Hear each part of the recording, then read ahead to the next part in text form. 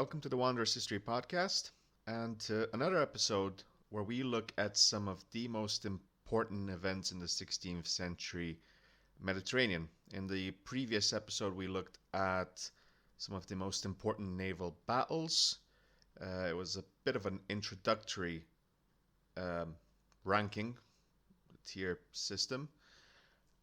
This time, we will look at the most important sieges that, of course, happened in the context of those battles as well, and also in the context of the Habsburg Ottoman Wars and the Ottoman-Venetian Wars, of course.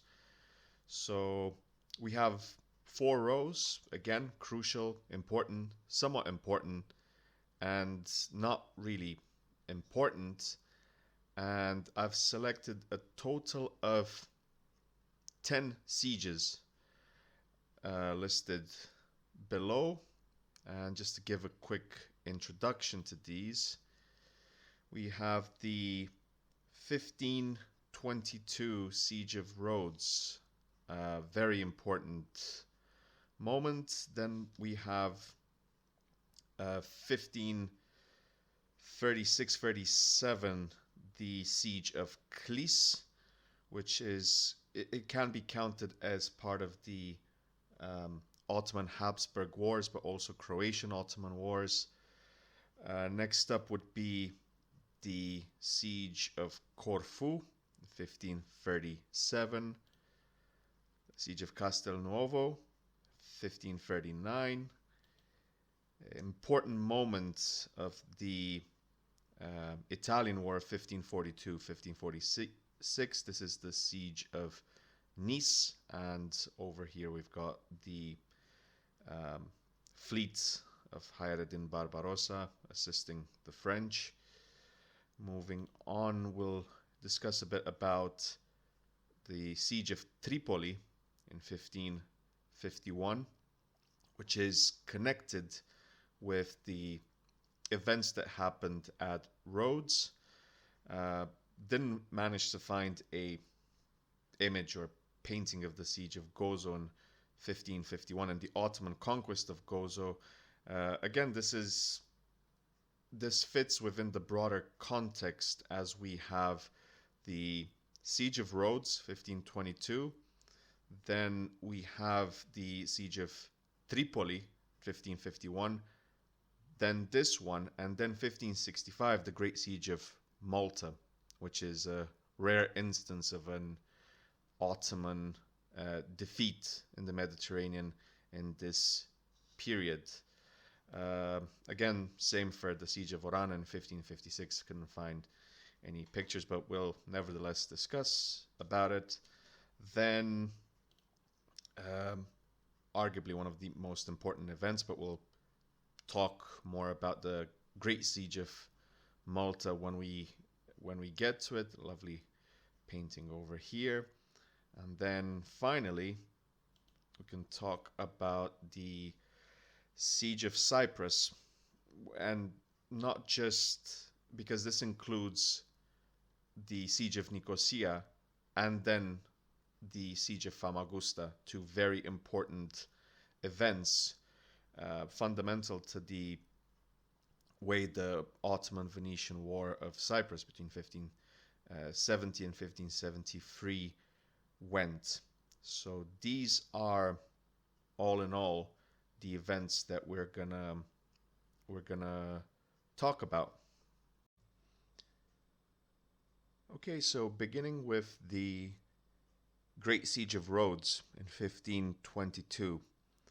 This takes place between June and December, and I think it's one of the most important moments in the Eastern Mediterranean and overall, because we've got the Knights of St. John there, and we've got a fairly young, at the beginning of his reign, Ottoman Sultan Suleiman the Magnificent.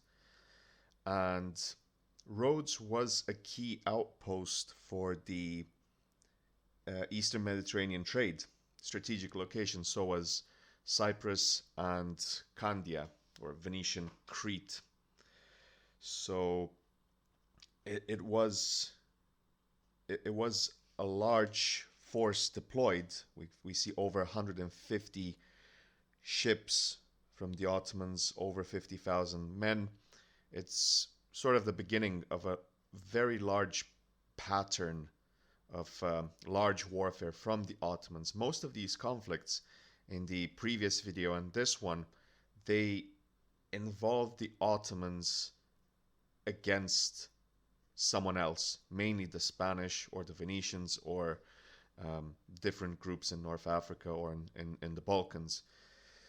So it's a fairly long conflict. It takes half a year, and it ends with the Ottomans defeating the Knights of St. John. Now, Suleiman grants them the possibility of leaving. We see them leave in 1523. They're allowed to go to Crete, and from there to Sicily, with the approval of the Pope and the Emperor Charles V. We then see the Knights of St. John relocate fully to Malta, Gozo, and Tripoli. And all of these three locations, interestingly enough, are in this list involved in a siege or grand siege or battle. So I would think that the Siege of Rhodes of 1522 has a crucial importance and effect over what happens in the Mediterranean. Moving on, we've got the Siege of Clis between 1536-1537. It is an important moment in the smaller context of the Croatian-Ottoman War, which can be counted as well as part of the Ottoman-Habsburg Wars. We see this, the forts of Clis used by the Uskoks as a defensive position. They get barely any support from the emperor against the naval forces of the Ottoman Empire and the corsairs. It is a first step that we see, because after the Siege of Clis, the Third Ottoman Venetian War of 1537-1540 starts. So within the broader context of the Mediterranean in the first half of the 16th century and afterwards, I would put it did provide a stronghold for the Ottomans. The Uskoks had to move to Senj. That would become their new center. The Venetians would recapture it during the Cretan War, the War of Crete between 1645 and I think 1669. So I think I'm tempted important or somewhat important. That would be a good place to put that. Now, the next event, which is the Siege of Corfu, is a rare instance of a Ottoman defeat, even more so for Hayreddin Barbarossa. There's a very large force deployed, 300 ships, most of them galleys, transport ships, around 20,000 soldiers, and the Venetians actually managed to hold on to Corfu, a very important center for the Republic. After this, the siege itself has ramifications that extend throughout the period of the Ottoman-Venetian War of 1537-1540, the Third Ottoman-Venetian War. So the Venetians turned to the Pope and Emperor Charles V for assistance.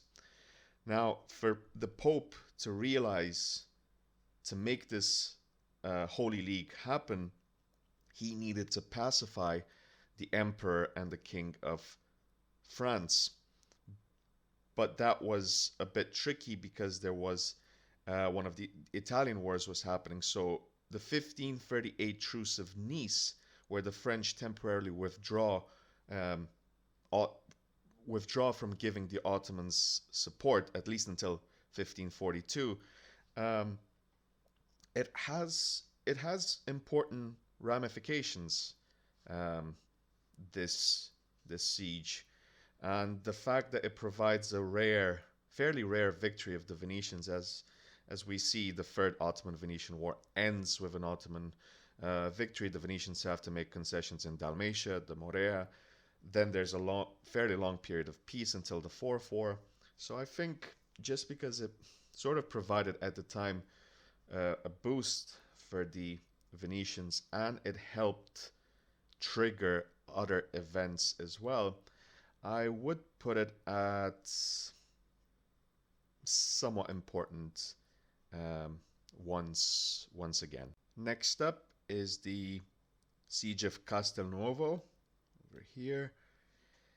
After Preveza, the Holy League, and mainly the Spanish, they captured this strategic location. It's quite close to Ragusa as well. Bear in mind the Third Ottoman-Venetian War is still happening. It's towards the end.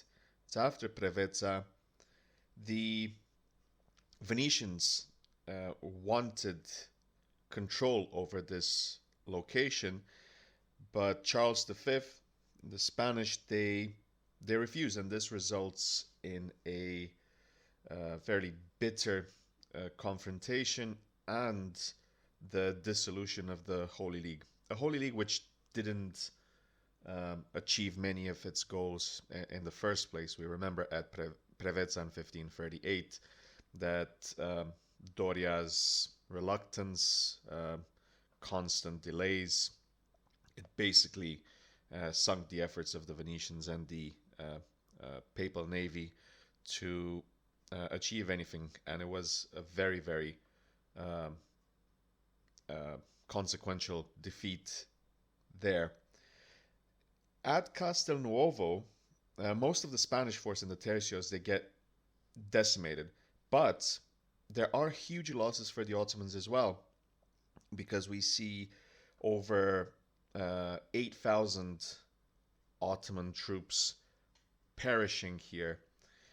It is a conflict which accelerates the peace talks as the Venetians, they realize that they need to ask the Ottomans, the Porte, the Grand Vizier and Sultan, to resume peace in order to resume the trade in the Levant and lift the embargo on their merchants and ships held in Constantinople. So in the grand scheme of things, I would say somewhat important, because it kind of tempers the expectations and the ambitions of the Spanish in the Eastern Mediterranean for basically until Lepanto.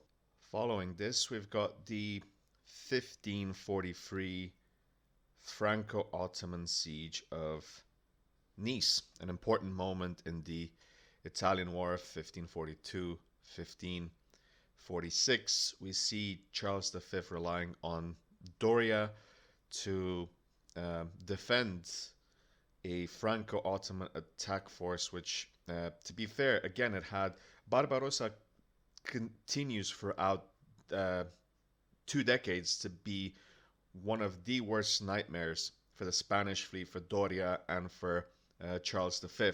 So we've got Barbarossa, we've got Salah Rice, a very good Ottoman commander as well, and there's a French contingent commanded by François de Bourbon. It is a pivotal moment, I would say, just within the context of the Italian War, 1542-46. We see that after this, the French and the Ottomans managed to conquer it, and there's a sack of Nice that occurs as well. And then there's the Ottoman wintering in Toulon, in the French harbor of Toulon, in the winter of 1543-1544. And that implies that would have been a very dangerous situation if you would have been Spain, if you would have been Genoa, even Florence, Sicily. It was a dangerous moment, and it showed um, the destructive potential that this Franco-Ottoman alliance could have. The French are um, mainly assisted by the Ottomans in this um, struggle against Charles V, much to the displeasure of the uh, papacy. So I would say that it's somewhat important. It is a notable moment in the history of the sieges in the 16th century Mediterranean. So to move on, 1551, Tripoli.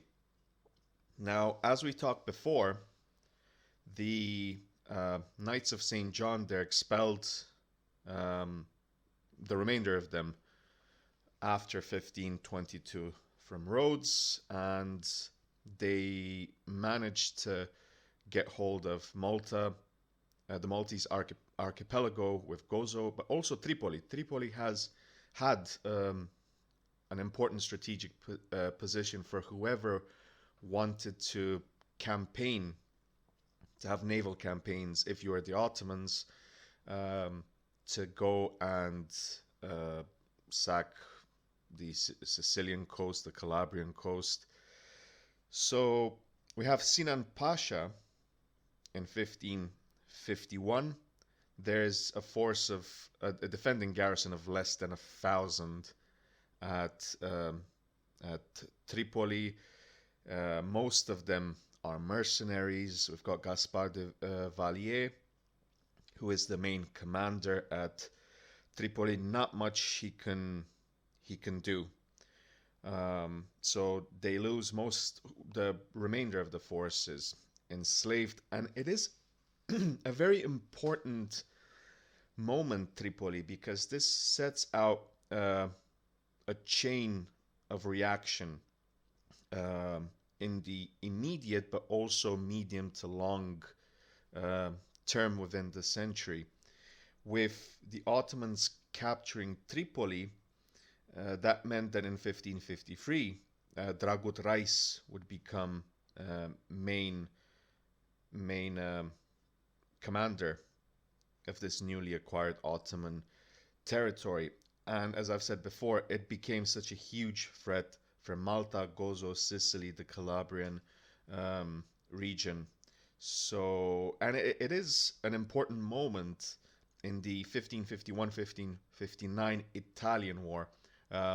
Basically, the last one which ends with the treaty or peace of Cateau-Cambrésis in 1559. The French, they're seen to be very happy at this moment. They're celebrating with the Ottomans, and I believe that this, I wouldn't say crucial, but definitely an important moment, because an immediate consequence within a few months, this image here basically says Siege of Gozo. Again, didn't have any picture of it. With the Siege of Gozo, we have an attempt by the Ottomans to conquer the main island of Malta, but they are unable to. However, they turn their attention to Gozo, located in the northeast vicinity. And it is a catastrophic defeat, because thousands are killed trying to defend the island, but over 6,000 of the remaining inhabitants are enslaved, and they're sent to Tripoli. It would take over a century, between 140 and 200 years, for the Maltese to repopulate the island of Gozo after the events of 1565 with the Great Siege there. So a very dangerous location for the Ottomans to have an outpost. Of course, that would be right next to Malta and fairly close to Sicily as well. Um, Half a day sailing with favorable winds. So I would say that the siege of and conquest of Gozo is somewhat important, especially because of the impact it'll have on the Great Siege of Malta, 1565. Quickly go over the Siege of Oran. It is a fairly inconsequential one. The Ottomans tried, they've got roughly 35 vessels. They tried to conquer it. The Moroccans, in the meantime, they occupied the city of Tlemcen, but they're not any major losses for any side. Oran remains in Spanish hands. The Ottomans aren't unable to get it, but in the greater scheme of things, given the fact that there were not many resources invested in this, I would put it at not important. And that leaves us with the two last sieges and conflicts that we're just about to talk. 1565, we've got arguably one of the most important moments in early modern history, I would say. The Great Siege of Malta, 1565. I've covered this in the Malta series, by the way, and it kind of explains a bit about the history of Malta in the 16th century, the history of La Valette, the Grand Master, during the Great Siege of Malta, the events that happened there, the context. So I do suggest that you have a look at those episodes. Again, it's the Malta series. But just as a short summary, after the very damaging defeat at Gerba, the Spanish are continuously on the defensive in the Mediterranean. Gerba, as well as Preveza, they are very important moments which confirm the temporary supremacy in the Mediterranean for the Ottomans. And Suleiman had the ambition of conquering Malta, especially after the events of 1522 in Rhodes, the ones that we just talked about at Tripoli. So it just seems that the Knights of St. John are perpetually caught in the crossfire of the Ottomans in their grander conflict with the Spanish. So we have the defending forces at Malta face one of the most powerful navies and military, I would argue, as well. There is Mustafa Pasha, there's Piale Pasha, who constantly argue and bicker over who should have control. Dragut Rais, a much older by now Dragut Rais, is present here. He gets killed in a freak accident with a cannonball shot too low. But it is, from a morale standpoint, the death of Dragut carries a lot of weight in this siege. The Spanish only mimic an effort to send a force, and by the time the Ottomans, they've lost tens of thousands, over 25-30,000 troops, and there's disease, and also the season is turning a bit late, so they don't want to be caught in storms all the way back to either Algiers or Tripoli or Syria.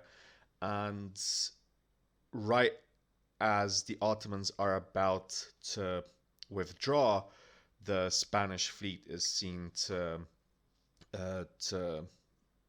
arrive, and that causes panic within the already exhausted and depleted Ottoman troops. They're running out of cannonballs as well. That we've got insane amounts of cannon being shot at Birgu, at Sliema, and all of the region of Malta. And I would say it's definitely between crucial and important.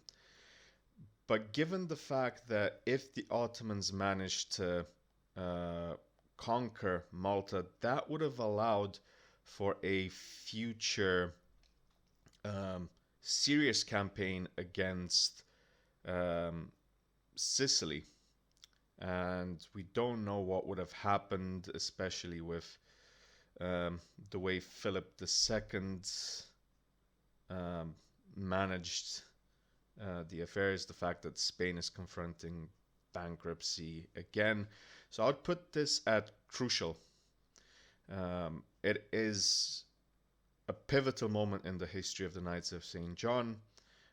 It provides a bit of relief for the western part of the Mediterranean, where the Spanish have significant influence, I would say.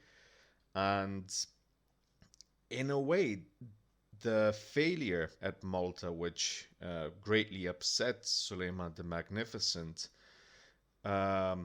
makes the Ottomans refocus at a more accessible target, somewhere that it would be easier to send supplies to, where you didn't have to worry about seasonal changes that much. And of course, that would be Cyprus in 1570. Well, preparations start in 1569 with the reemergence of the Fourth Ottoman Venetian War. And I'm going to talk about that at the very beginnings of the podcast. The Venice series, 2 or 3 of the episodes, I believe they focused on Venetian Cyprus and what happened with the Third Ottoman War between 1570 and 1573, a very important moment in Venetian history, especially in that century. And that was part of the an integral part of my research for my postgrad. So I talk in detail and extensively about what happened, the causes, the context of the Ottoman-Venetian War of Cyprus, what happened in Nicosia, Famagusta. Everything is in detail. A lot of sources from Excerpta Cypria, a very good primary source compilation there. This image here is from the Siege of Famagusta, the last one. So just to give a short, brief account of what happened with this conflict, Cyprus represented one of the most important possessions, dominions of the Venetian Commonwealth. It was under their dominance and influence for before 1489, where we got the incorporation of Cyprus within the Commonwealth. Cyprus had a very complex history. There were like claims of the Mamelukes, which Ottoman Sultan Selim II used to ask the Venetians to peacefully surrender Cyprus, because, as we know, in 1517 the Mamluks are destroyed and conquered by the Ottomans. So by extension, because the Mamluks had the claim, the Ottomans would inherit that claim as well. There would be instances of piracy that would prevent boats and vessels with pilgrims wanting to go to the Holy Lands, which constituted as a pretext for the Ottomans and Selim II to declare war. Here we see there is a substantial conflict between Grand Vizier Mehmed Sokolu Pasha and one of the most important advisors to Selim II, Joseph Nasi, or Mikas, of a very important figure, nephew of Donna Gracia Nasi. House of Nasi, I think it's Cecil Roth. Very, very good book written on that history. So Cyprus was a very it was integral for the economy, for the trade of the Venetian Republic. Important links with the Levantine region, with Syria, but also with Alexandria, with Egypt. But as I'm just saying this meant that it was surrounded by 1569-70 by mainly Ottoman territories, and Selim II, he did not have a substantial inaugural conquest to lift his reign and give it like a legendary conquest, so to speak, as his predecessor Suleiman had with Rhodes. And there are parallels between the siege of Rhodes and the conquest of Rhodes and the conquest of Cyprus. There are problems because there is a case that Venetian Cyprus had suffered from a let's call it lack of proper administration. We have conflicts between the Latin population, so the Catholics and the Greek Orthodox. We see discrepancies between the capital Nicosia and Famagusta, which was seen as this more colonial Venetian part of the island. Nicosia was lacking. It had the old defenses which were good, but there were significant gaps and funding was lacking as well. The general population was so. It had like, it was a mixed opinion. There was always a possibility of civil unrest, especially because at times of there were droughts in the 1560s, and most of the corn and agricultural produce went to Venice when the population was struggling over there. So there was an animosity when it came to that. The papacy saw Cyprus as a very important bastion of Catholicism, close to the Holy Land, with ties to the old Lusignan dynasty. Other important resources. Cypriot wine was fairly well rated at the time, and Joseph Nazi actually had a vested interest in that. So we have almost 30 years since 1540. There's a prolonged period of peace between the Ottomans and the Venetians. The Venetians, they tried to stay to not get involved in the previous conflicts that I mentioned, so we don't see them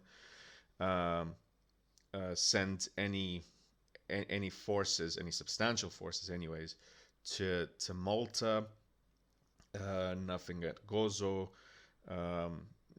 With the Franco-Ottoman siege of Nice, the Venetians, the best thing for them is to maintain peace, so trade continues in Constantinople and the Levant.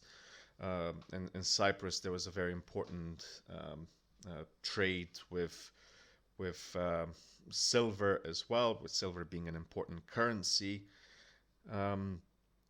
But eventually, they are unable to reach a compromise. The Venetians want to pay to increase the payments, the tribute given to the Sultan, as a token of gratitude for allowing Cyprus to be in their control. Of course, they refuse. There's in the Venetian Senate and Collegio, there's the pro-war and the anti-war factions, but eventually the Venetians realized that something has to be done, and with the papacy ready to act, and the Spanish this time having a very valiant and able commander in Don John of Austria, we finally see the emergence of a new Holy League, which was uh, considerably more successful than the one in 1538, because at Lepanto we see a very important victory. We talked about that in the previous episode, but um, because of what happened in Nicosia, the inadequate defenses, the gaps there, the fact that the Ottomans, more than 300 ships, over 60,000 troops. Some reports we see in George Hill, The History of Cyprus. Paolo Parota writes this as well. Could have been 100,000, though these figures can be inflated, or they don't include all soldiers, but sappers and transport ships and stuff like that. And again, because Cyprus was surrounded by all of these Ottoman regions, unlike at Malta, Piale Pasha and Mustafa Pasha did not fight anymore because Mustafa Pasha was in control. Piale was tasked with surrounding Cyprus and making sure the Holy League did not land any reinforcements, which was a critical moment in all of this conflict. There are a few slip-ups. Captain Querini, he manages to capture a few Ottoman transports and send them to Famagusta, but once again, Nicosia falls. Kyrenia in the north surrenders with not much confrontation. With the conflict in Cyprus, there was a bit of a conundrum, because due to limited forces, so soldiers and mounted soldiers, stradioti, what do? Do you try to prevent the Ottomans from landing in the north, or do you keep those forces to defend your outpost and hope that eventually the Holy League would send you some forces out there? And eventually it proved that there was not much the Venetians in Cyprus could do. Once Nicosia falls, that is a big problem, because it was the heart of the kingdom. Many inhabitants over there, thousands are slaughtered, and it gives the Ottomans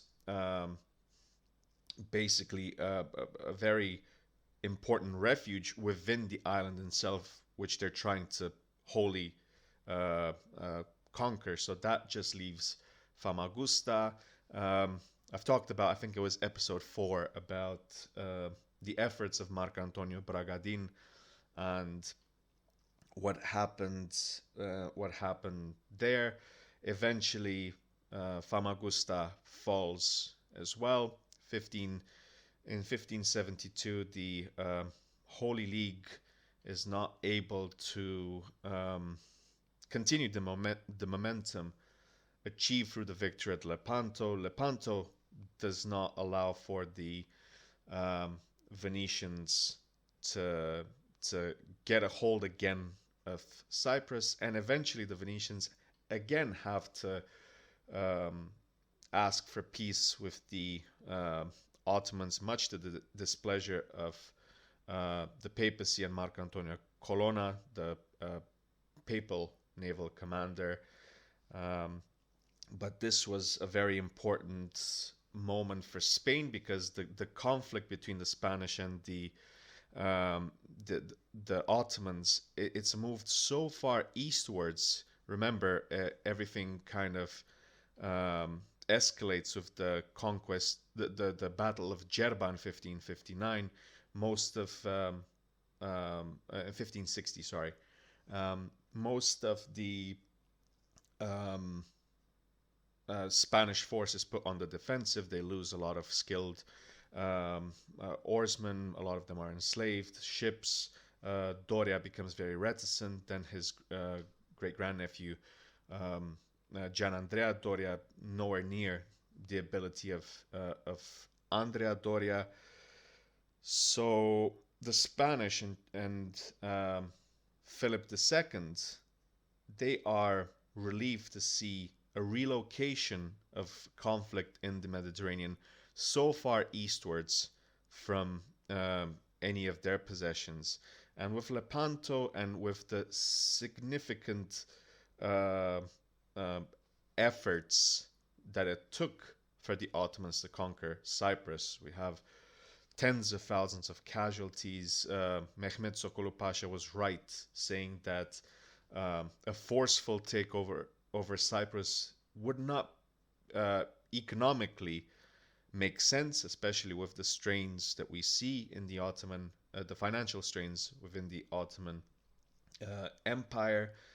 And in the end, Selim achieves his much desired uh, uh, conquest of a land with quite a bit of importance in the Mediterranean. The Venetians lose it. They have to pay, as far as I remember, something like 300,000 ducats, and they lose a fundamental cog of their economy. Now, Crete remains in their control until the half of the next century, because we see another war then, which ends, I believe, in 1669. But Cyprus has a profound impact, the Ottoman conquest, because it tends to end major Ottoman campaigns in the Mediterranean. It was so much effort. It implied getting in huge battles, such as the one at Lepanto. So basically, Lepanto coupled with Cyprus kind of reestablishes a balance of power in the Mediterranean. The West with Malta, Sicily, large parts of the Italian peninsula, they are under Spanish control. The East with Rhodes and Cyprus, they remain under Ottoman control. So there's this East-West divide, and the ones who have the most to lose throughout all of this century are the Venetians, because they lose two wars. Their trade is disrupted. They have to go for alliances with a Spanish navy not that eager to help them, and in the end they end up losing Cyprus. So for that reason, I am determined to put Cyprus between important and crucial. But if I've given Malta crucial status and Rhodes, I think it makes sense that I put Cyprus in this bracket as well. So there it is. We've got Siege of Oran, 1556. Not that important. Somewhat important, we've got Clis, we've got Corfu, Castelnovo, Nice, and Gozo. Important, and this is it's a bridge between, as we can see, we have Gozo, then we have Tripoli, then we have Malta.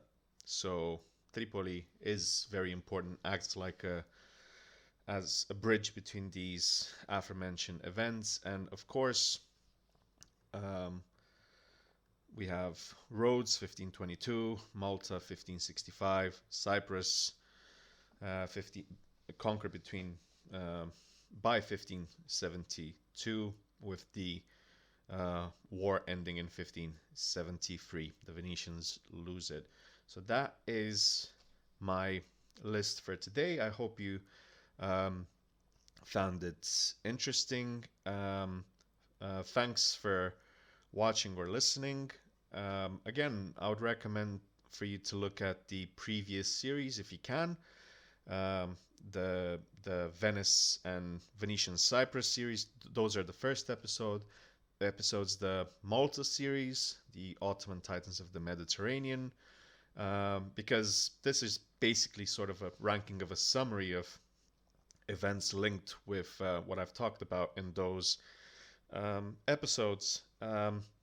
So please remember to hit that subscribe button and the notification bell to make sure you never miss any new material from the podcast. Thanks again for watching or listening. The next episodes, I think, I might rank some of the admirals, both on the Ottoman and the Spanish, Genoese, Venetian side. I'm thinking about doing uh, a fun ranking of some of the most important strategy games about history, so Age of Empires or the Total War series. But I think I'll do that in a couple of weeks. In the meantime, thanks again for watching. Stay safe, and until the next time, all the best.